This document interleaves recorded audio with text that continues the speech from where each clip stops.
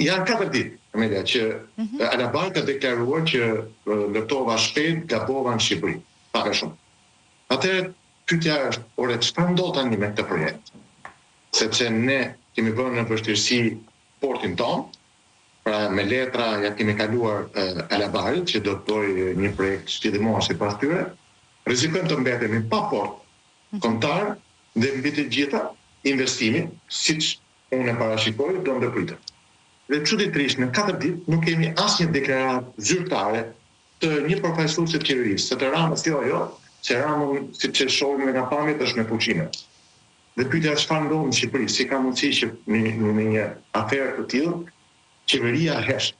Do të ishin të gjithë malan, që të dielën do të ishte mbledhur qeveria. Sepse do të fjalë për miliarda euro që tani rrezikojnë që ne të humbas.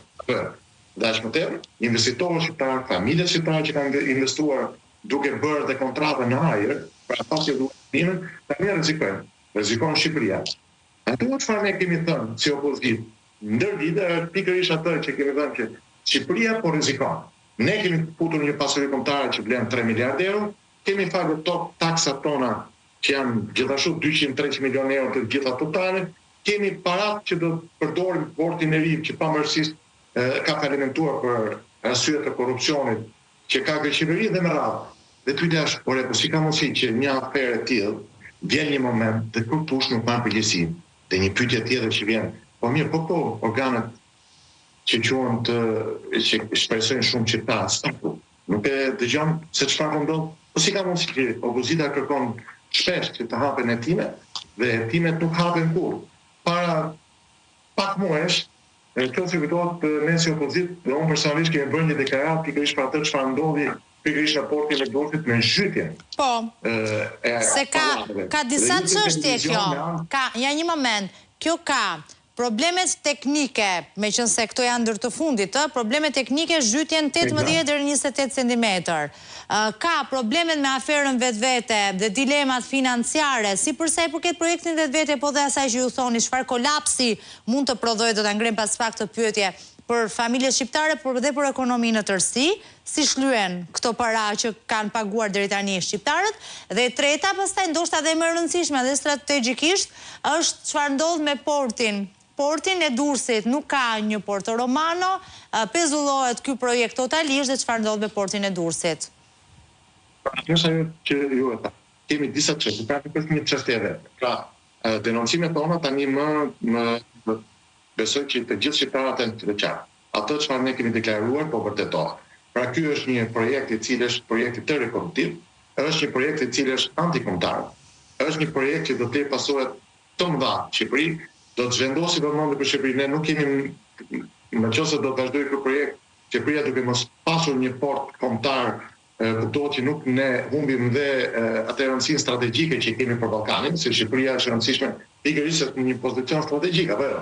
Se ndryshe nëse do të flasim pse jemi ne më të rëndësishëm se Maqedonia, sepse pikërisht kemi ato që quhen portën hyrëse të korridorit 8 për gjithë Ballkanin e kemi në Durrës. Dhe pikërisht të gjitha këto, pavarësisht se dikur dukeshin teori konspirative, tani më besoj që çdo shqiptar i mendshëm e kupton që nuk është thjesht një aferë korruptive, por është një përpasqen të tmerrshme për kombin shqiptar. Ne po humbim rëndësinë strategjike dhe kjo nuk është deklaruar vetëm nga ne si opozitë. Është deklaruar tani më dhe nga nëse kujtohet dhe në Van Klever, përfaqësuesi i dhomës tregtisë amerikane, është dhe nga përfaqësues të NATO-s dhe më gjërë. Pra Shqipëria po humbet rolin strategjik që ka në Ballkan. Përveç këtyre, pastaj pra janë disa element, ajo çfarë ju thatë për paratë e shqiptarëve, për rëndësinë e portit, mos harroj që porti i Durrësit është një port që 92% të hyrjeve të tregtarëve janë nga porti i Durrësit, edhe me radhë. Dhe pyetja është shumë e rëndësishme, ore çfarë do të ndodhë? Dakor, të gjitha këto ne tani i dimë. T'ju ndërpres pak këtu? Ne mund të komunikojmë. Nëse mund ta kanalizojmë, se ndoshta vetëm e ju e kam këtë mundësi që ta bëjmë sqarimin në këtë formë, sepse jeni deputet i qarkut Durrësit dhe jeni një deputet që është marrë me këtë çështje. Pra ju e dini çfarë ndodh tani, saktësisht tani. Në këto momente, pra, vjen kjo deklaratë e Muhamet Alabar. Këtë e dim. Nuk dim çfarë do të ndodhë më pas, po mund të paramendojmë që diçka nuk po shkon mirë dhe me gjasa, po shkohet drejt dështimit. Ja, do ma jep një version, po. Atëherë çfarë ndodh? Së pari, personalisht, po dhe së pozit, mund t'ja gjej. Të lutem personalisht, më thuaj. Eksaktësisht. Do të pavimentoj si projekti i lumit Sava në Beograd. U trombetuam me të madhe që të dishi projekt 3 miliardë euro. Sot, pas 15 vitesh, po të shkoni, do të shihni që ai projekt ka dështuar dhe atje toka po jepet me parcela për ndërtim. Pra ka dështuar si projekt. Alabar dhe atje është në të njëjtën situatë, bides është më keq se në Shqipëri. Pra, është një rast që e prisim. Por aty çfarë do të ndodhi? Siç ka ndodhur atje, unë besoj që këtu Alabari dha qenjën e parë që do të rriqet. Dhe aksionet e tij do të i kalojnë atyre që ne kemi thënë më parë, aksionerët e vërtet që janë pas Alabarit. Atëherë ky është një skenar. Ky nuk është një dështim, por është një skenar. Atëherë, unë po ngrej përsëri hipotezat si na po. Dhe tani hipotezat tona janë vërtetuar.